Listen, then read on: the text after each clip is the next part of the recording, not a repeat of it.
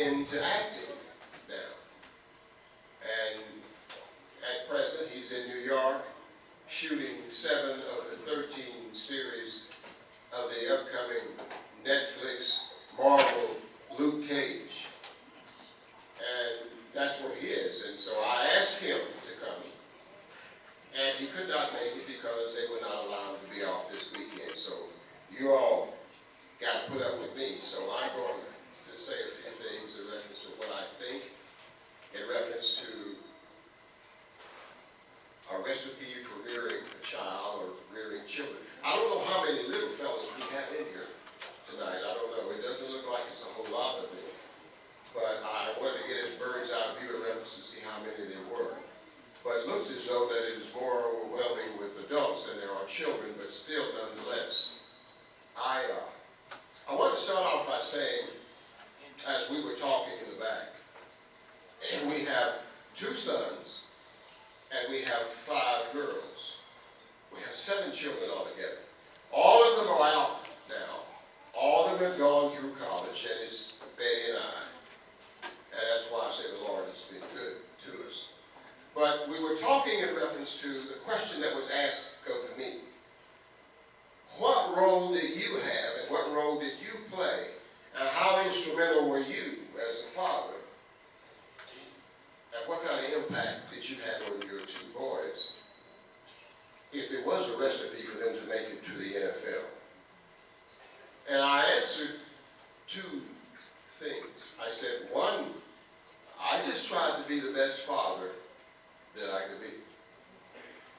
Because I do feel and I do believe if the child's goal is to make it to play on Sundays, if his goal is to be the best at the Public Works Department in Russell County, if it's to become a pianist, it's to become a faculty member, if it's to become a policeman, if it's to become whatever, there has to be a recipe. So as a father, sometimes you don't know in reference to whether he or she is going to be successful at what they want to become or not. But I still must maintain the course of these things which I consider right and these things which I consider wrong in raising the child. If I were to be asked, is it difficult? It should not be. But if I were to be asked, does it present difficulty for some parents today? Then my answer would be yes. And the reason that I would say yes is that sometimes what I have seen and what I see, parents have begun to compromise with the children. I never cared about being the most popular dad. I always wanted to be the best dad. I get one shot at it in raising him the right way. It's like some of you can remember, and some of you are young enough that you cannot remember. There used to be a thing called a Polaroid camera years ago. And they snapped that thing, and then when they snapped the picture, they pull the thing out like that. And they pull it, remember? And then they shake it. You had to take care of that thing in your right hand that you were shaking. If you folded up against this, you mess up the inner content of it. Then when you peel the layer back, the picture is messed up. That's the kind of way it is in raising a child and their children. That's the kind of recipe that I use in raising the 2 boys and the 5 girls that we had.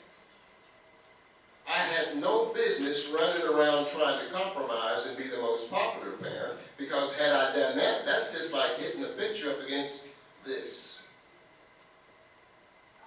So then I am responsible for the outcome and not the child. I see so many today, and I hear so many today, and they'll say, well, you know, we're trying to do the best we can for Johnny. We're trying to do the best we can for Jill. Children have so many vices today, and they have so many pullings this way and that way. And it is incumbent and it is imperative upon mama and daddy, and especially the daddy, to stay the course in reference to this is the way that it must be, not the way that they want it to be. We are the ones put here to be prepared to see somewhat at the end of the tunnel in reference to the way that it should be. So here's what it was in reference to the two boys. Let's speak on them quickly. The oldest child spent 12 years in the NFL. Prior to that, he spent 4 years in college. Prior to that, he played football in high school. Prior to that, he started playing at 6 in Pop Warner. During the mid-90s, there were some violent games played between old Powell Valley High School and Nickstone Gap, which is now Union High School, and against Lebanon. And I remember the names of some McLaughlins in Lebanon. But the preparation for those games, the preparation for the things for him to do, there were no shortcuts. One, he had a thirst to do it. Two, I just played the role of a father. But he said when he was 6 years old, I'm going to go into the NFL so I can buy you and Mama a car. You know how children are. So he said, after we got him a little Tony Dorsett outfit back in those days, he said, I want you to give me some weights. I said, I don't think you have much here for weights. But I'll tell you what, I'll make a deal with you. If you will do 5 push-ups every night, if you will make that promise to me and to yourself, then it will be cheaper on me for not buying no weights, and it will be better for you in the long haul. Now remember now, it's a recipe. And all of you ladies out there know about recipes when it comes to the kitchen. Life and raising children ain't no different. If you mess up the recipe for the cake, the guests who come into dinner to eat the cake ain't gonna like it. So you follow the same recipe. Here, do 5 push-ups every night, but make me a promise, never ever to do 4. By the time he graduated from high school, he was doing 200 a night. Not all at once, but in intervals. So what I tried to do is not so much in here, but to get into his head. In reference to there is no replacement for work ethic. And with a child and their children, it is best if one can to get with him when he's little. Like the little fellow that's sitting in the lap of the gentleman right there. That's where you want to get him. But I will admit, it's different now. When mine was his age, compared to him at his age, children today got too many vices that pull at them. They're either seeing it, they're either hearing it, they're either reading it, or they're even being told about it, and that's just the way it is. But there is a defense mechanism for him against all of that, is to get it in him right now. In reference to this we going to do, this we don't do, and here are the consequences between the two. I'll make this quick. So, quickly, the average attention span of an adult in the United States is 19 minutes. So my speech is going to be about 9 minutes. Plus, how can you, Pastor Jones, that was amazing. It's hard to follow that up, so give him another round of applause on that. I forgot all about Murder, She Wrote. Thanks for reminding me that. I was all into it, like, oh, who is next? Who's going to die today? Jesus. So anyway, I want this to be interactive very quickly. Just yell out names, positive names that you hear when you think of police. 1-word answers. Just yell it out. positive words that we use to describe police officers. Just protect, serve, security, brave, helpful. These are very good, all right? So now, I want you to give me the negative connotation words when you talk about police. Acquitted. 12. So for some of you older people in the room who are not familiar with that term, the reason why young people use the word 12 is up to signify 2 hands on a clock at 12 o'clock. So that's why they say 12.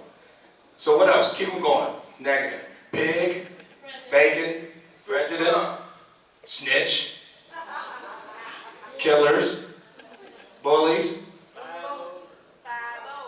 5-0. Right. So I'm going to get into real quick how I got here. But before I got here, the most important thing to know is where I came from before I got here. You know, most of you are my family and you know me for a long, long time.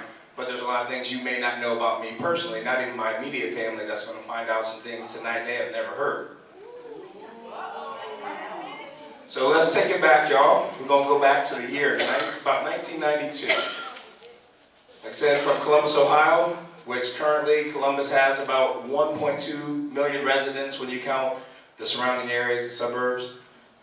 So back in 92, my mother, myself, my brother over there, raise your hand, right? Put it up. Brian, unfortunately, couldn't be here, just had a baby, but I digress. So we moved over to the south side of Columbus, 1153 Wilson Avenue. You got to understand, at this time in Columbus, Ohio, crack cocaine was really, really bad. So crack was really just hitting Ohio. At that point, a lot of people from Detroit were coming down, moving major weight, and it was an epidemic. Now, when you think about that and how bad the epidemic was, that's pretty bad, right? Did the police really do anything to stop that? No. Did the government do anything to stop that? No. You fast forward now to 2017, oh my gosh, heroin is a big deal, right? Now, because it's affecting certain people in the suburbs and other areas that are a little bit more affluent, now it's an epidemic. Now all of a sudden we want to help. Now it's a problem, right?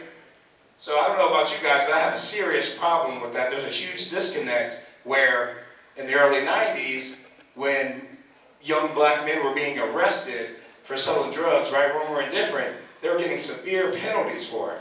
Now you fast forward to today, you have heroin on you, you might not even get any jail time, you're just going to get help.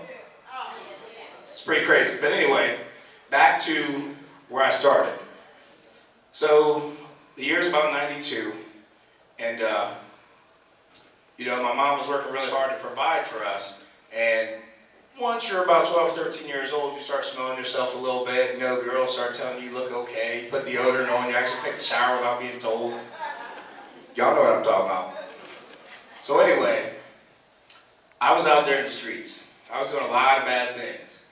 And I had a lot of bad friends that put a lot of bad influences on me. Because of the neighborhood that we lived in was not the most ideal place at the time for a young man to be. So I decided, I see everybody else with all these nice clothes and gold chains and everything. I want what they had. So most of my friends were drug dealers. So I said, hey, put me on. I want to sell dope too. I want money like everybody else, right? Well, let me tell you about my drug dealing experience, right? So I'm standing out there. My buddy's like, all right, I'm gonna give you this little rock of cocaine. It's like $2 hit. He said, if you can prove to me you can sell this for $5, then I'm gonna put you on. So I go out to the corner. I'm so nervous. Every car that's going by, I'm looking like, oh, it's undercover. I got this $2 piece of crack in my hand, and I'm waiting for a fiend to come by to sell it.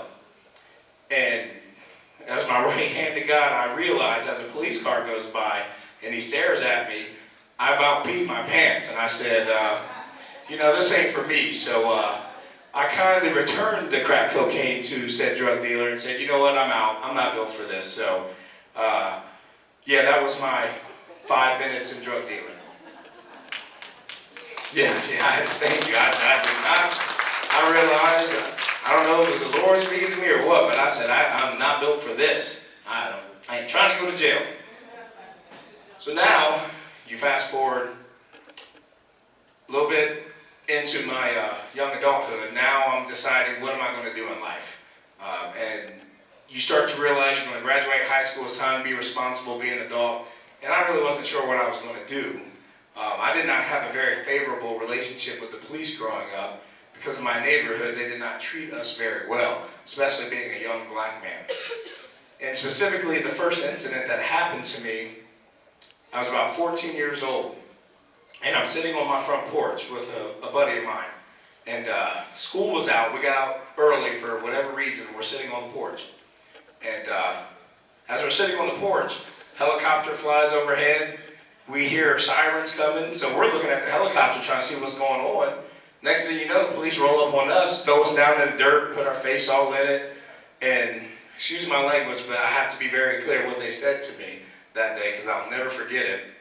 As they're coming up to us with shotguns in our face, and they put our face down in the dirt, he said, "If you fucking move, nigger, I will kill you." We're talking about something that happened 23 years ago, and I've never forgot his face or what he said and how I felt. I was very upset. I didn't even do anything.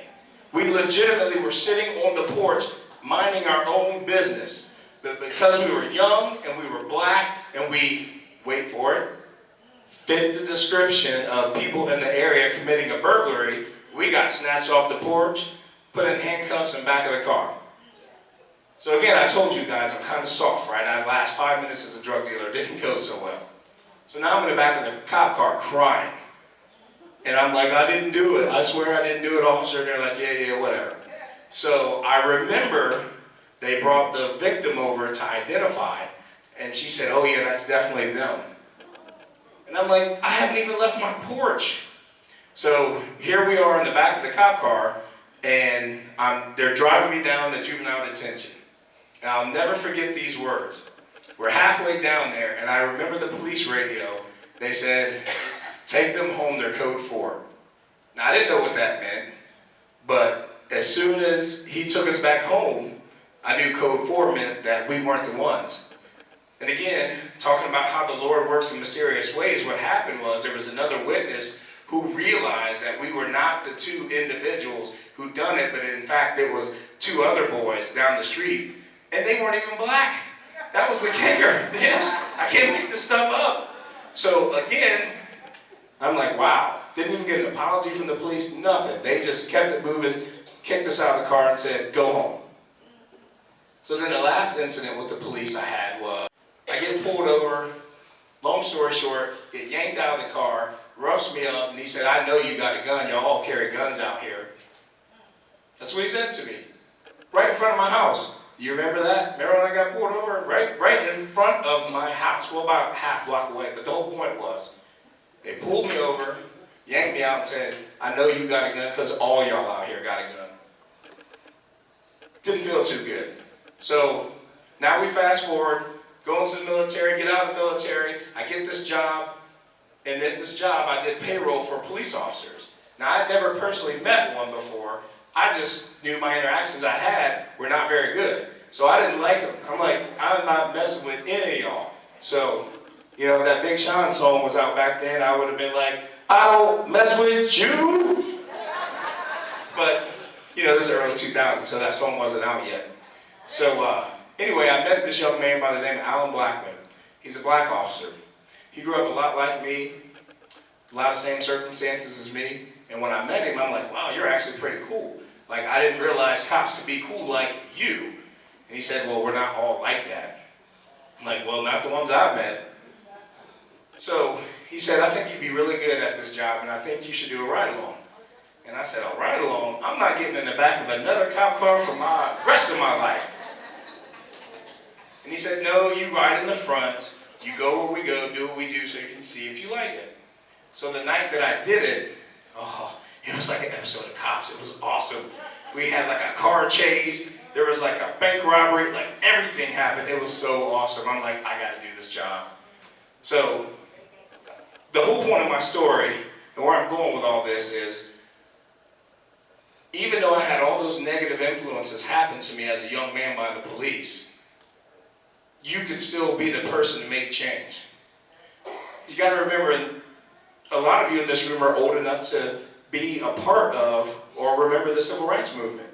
So someone had to be the first person to take that first step, and there had to be someone next to them willing to take that step to continue, or we'd still be drinking out of separate water fountains today. We'd still have separate bathrooms. So my point to you is this: even though those police did a lot of bad things to me, and we still got a whole lot of work to do as a police department. I don't care if it's Columbus, Ohio, Lebanon, Virginia, New York City, Columbia, it doesn't matter. We have a long, long, long way to go. But the only way we can affect change, in my opinion, are people like me who have been through these life circumstances and have the ability to get out there and show people, listen, we're not all bad people. For example, I'm real close to wrapping up here. So for example, some people know this story I've told. So I had a roommate when I was in the Army who, he was from Idaho. He was the whitest white guy stereotype you could be. Like, he knew nothing about black culture, right? So now we're stuck together. And I was coming back from the shower, community showers. I had my towel over my shoulder and my washcloth. And he said, what you got that baby towel for? I'm like, baby towel? What are you talking about? He's like, that thing in your hand. I'm like, washcloth? He was like, yeah, what do you do with that? I'm like, you wash your body? Like, how do you wash yourself? He's like, I just use a bar of soap, which he thought I had a washcloth was on. I thought just using a bar of soap was on. So then I put on lotion. I had on cocoa butter. He's like, what does that smell? He's like, this is, I can't make this up. He said it just like that. Hey, what is that smell? I'm like, what smell? He's like, that smell, what is that? I'm like, cocoa butter? He's like, yeah. Can I try it? I'm like, sure. So I let him try, he rubs it on. He's like, oh my gosh, this is amazing. I said, yeah, you can have it, go ahead. And, he was from a farm. He taught me a lot of things. The whole point of that story is, guess what? By communicating with someone who does not look like you or act like you, we just broke down a huge barrier right there. And the best part of the story to this day, he is now married to a beautiful black woman named Keisha, and they have 3 beautiful kids, and they are married. I mean, how crazy is that? And I still tease him about it. I said, I know you still use that cocoa butter. He's like, yeah. So in closing, what I'm saying is, I challenge all of you in this room, no matter where you work, no matter where you live, the next time you see a police officer, go up to him, talk to him. Just introduce yourself, say hi. You don't have to say anything else. Just challenge their mind, because the only way we can ever change people's minds is by communication, right? You gotta talk. If you don't talk, then there's no way we're gonna know anything about anything. I learned more about this man in 10 minutes just sitting back there before we came out that I'm so thankful for, that hopefully I can instill those same values into my young boys, and hopefully they can play in the NFL one day. I hope so. I mean, who don't want that? I mean, not the CTE part, but So I thank you all. I appreciate it. Thanks for the time. Like I said, if you don't remember anything else I said, I challenge you to, when you see an officer, just go and talk to them and introduce yourself. And maybe you can break down a barrier that they never had the opportunity to do with you or someone else. Thanks.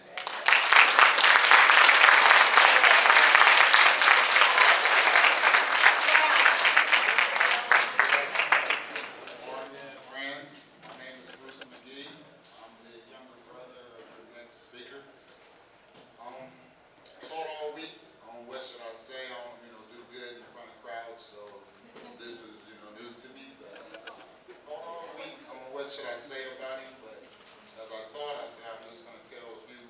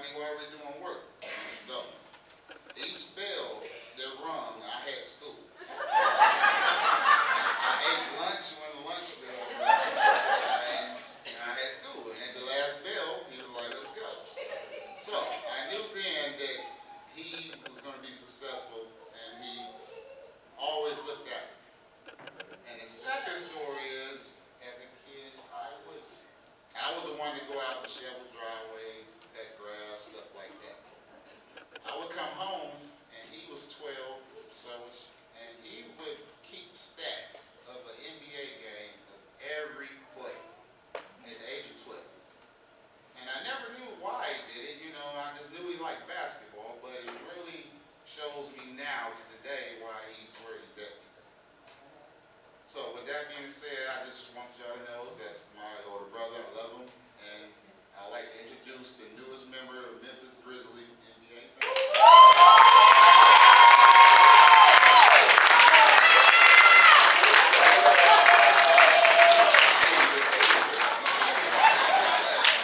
Hey, where's my mom? Mom, stand up for a second.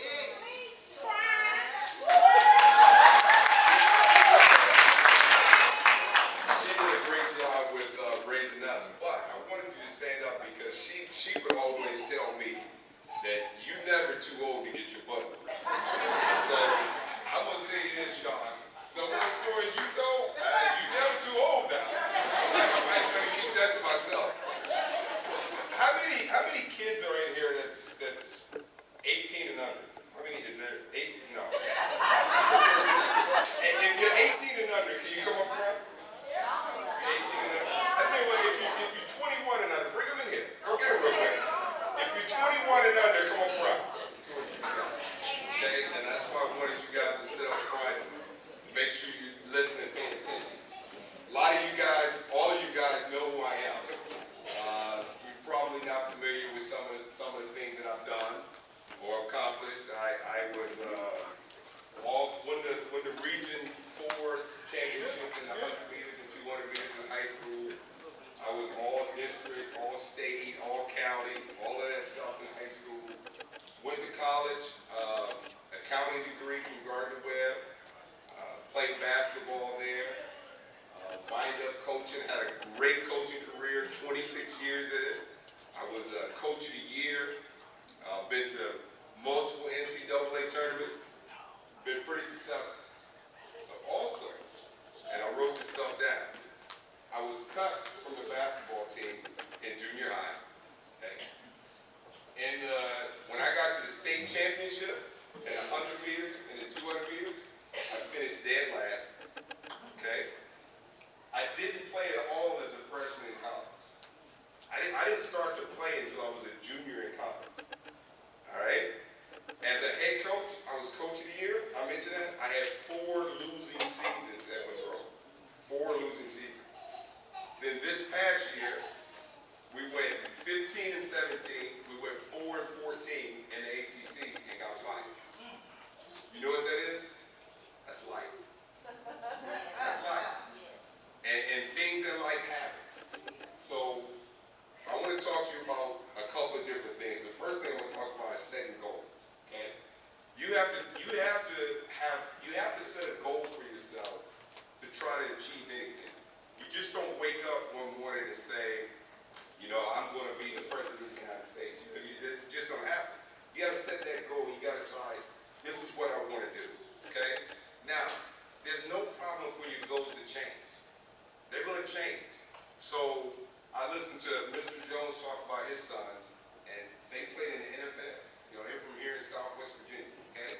And I had a dream to play in the NBA. I thought, man, I'm going to play in the NBA one day. There's not a lot of NBA players walking around Southwest Virginia. If you're NFL players, there's not a lot of NBA guys. Okay?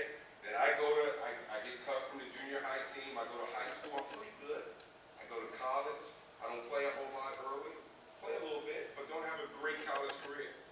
So all of a sudden, I have to change my goal. Okay? So there's nothing wrong with that. Even I'm 49 years old. Okay? But for some of you older people here. And I had a dream that I was going to coach a team in the NCAA tournament and win a national championship. But God had different plans. So then you have to change your goal. Okay? So I got the job, like Bruce said, with the Memphis Grizzlies. I'm a college scout for Memphis Grizzlies. Let me tell you the story. As I was in Las Vegas at the Summer League, I met with the Portland Trailblazers. And one of the scouts from the Portland Trailblazers said, Orlando, what do you want to do? I said, man, one day I want to try to be a GM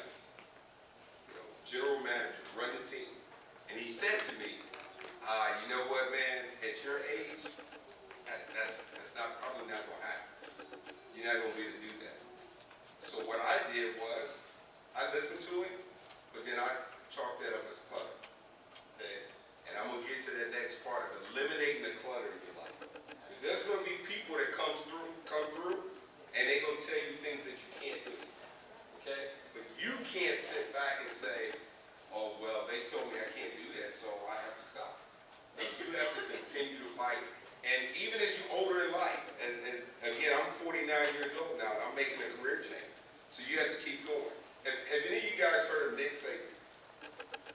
Anybody in here besides Mr. Jones know who Nick Saban is? Okay?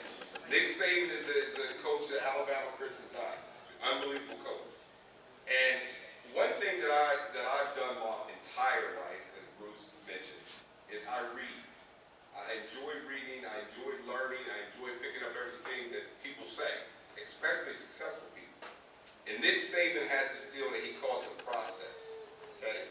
And it's 5 things in the process that help you chase your dream, okay? If you're going through your dream, you got it. This process has been unbelievable for me, and I like for you guys to learn it and use it. The number one thing is you got to focus on right now. Like, what's going on right now? What can I do right now to become better?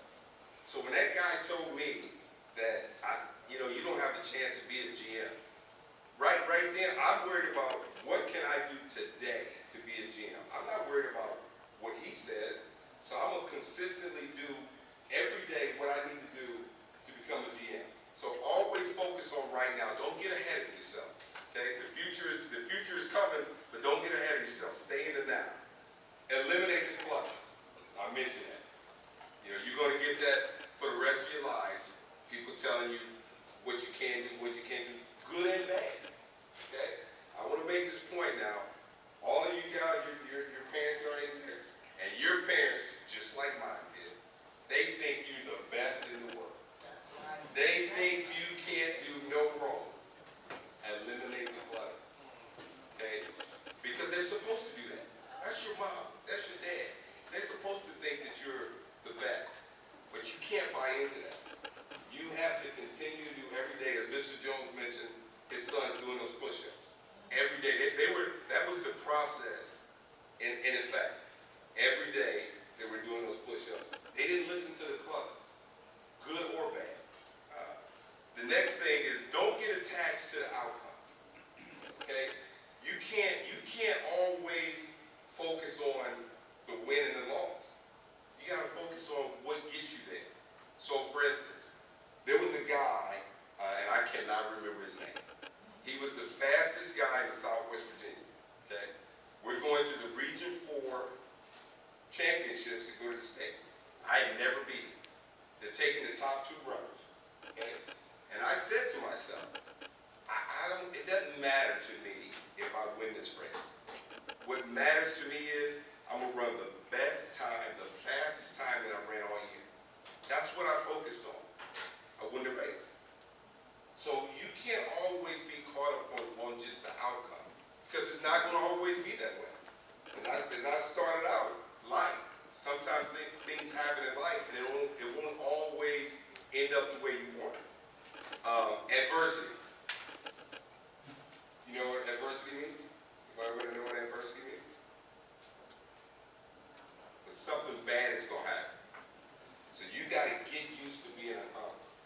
Okay, I got the probably the most heartwarming text that I've ever gotten from my daughter here recently.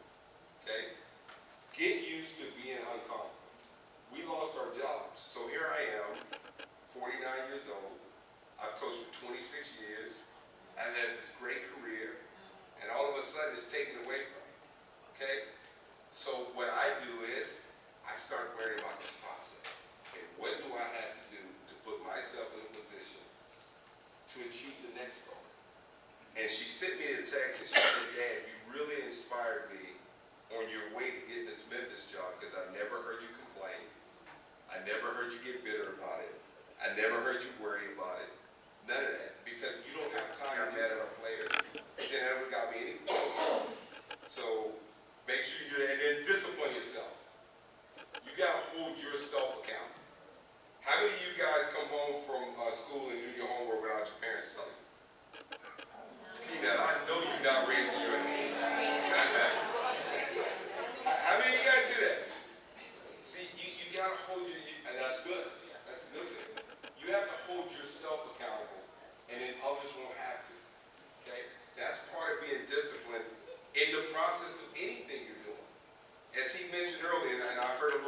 there with the push-ups, and that stood out to me because he didn't tell them, he didn't go in their room every night or whatnot and talk to them about doing the push-ups. They did it. They held themselves accountable because they knew what they wanted in life. So you have to do the same thing. With you guys, you always have the illusion of choice. Like you feel like you got all these choices. Look, I got a ton of choices, right? You feel like you got a ton of choices. You don't really have a ton of choices. It's an illusion. If you want to be good at something, there's not a lot of options. There's no shortcuts. There's no, I can try this today and try this tomorrow. There's not a lot of options. You have to do the process, go through the steps it takes to be successful every single day. And not worry about, well, today I want to play the video game. Or today I want to go to the mall with my buddies. There's time for that. But there's not a lot of choices in life when you're trying to be great at something. All right? You guys understand that?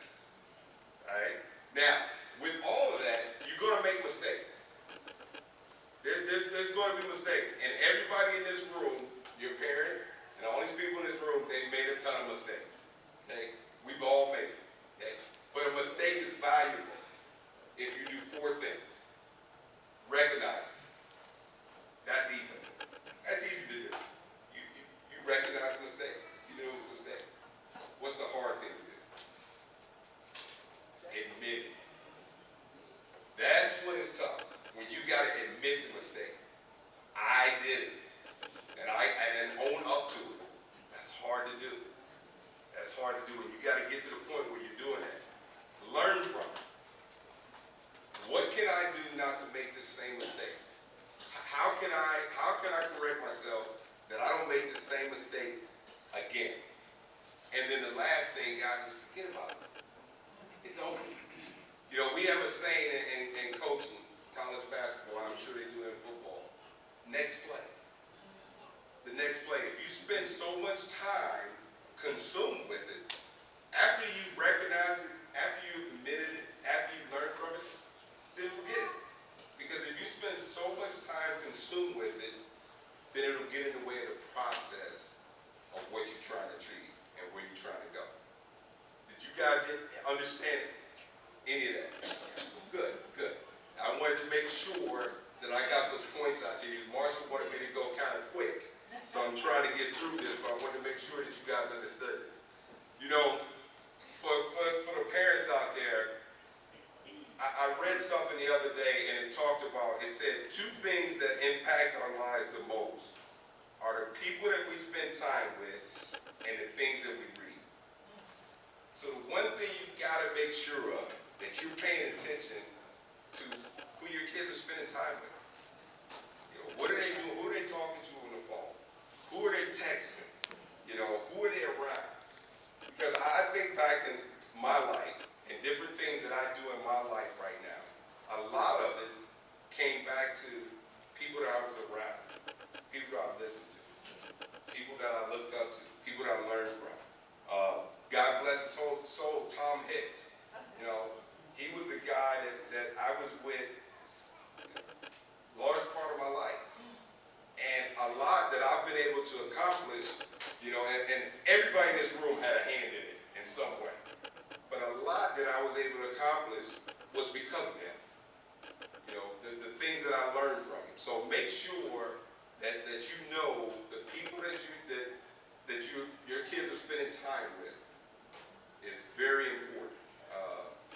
And also for you parents, it's not what you preach, it's what you tolerate.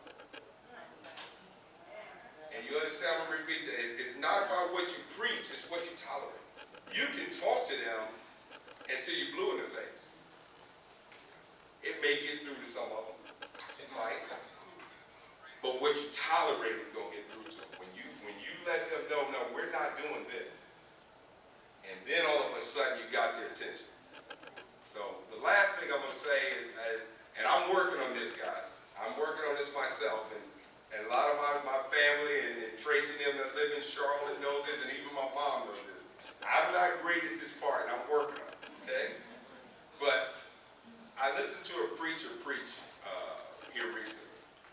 and he asked the congregation, how do you spell love? Everybody, L-O-V-E. That's love. And he asked it again. L-O-V-E, that's love. And then he said, no, you spell love, T-I-M-E. And that really registered to me. And so what we have to do is make sure that we spend the right amount of time with these guys, with each other, with our family, because we're not promised tomorrow. I want to close by saying, guys, this was very important to me to have the opportunity to come up here and speak to you guys. I do this quite often, but it has been a family. So as I was sitting here and I was making notes and thinking about the different things I wanted to talk about, you guys are the next generation. You guys are important for us. So one day I want to be sitting out there and I want to see an NFL player or a history teacher or biology teacher or a cop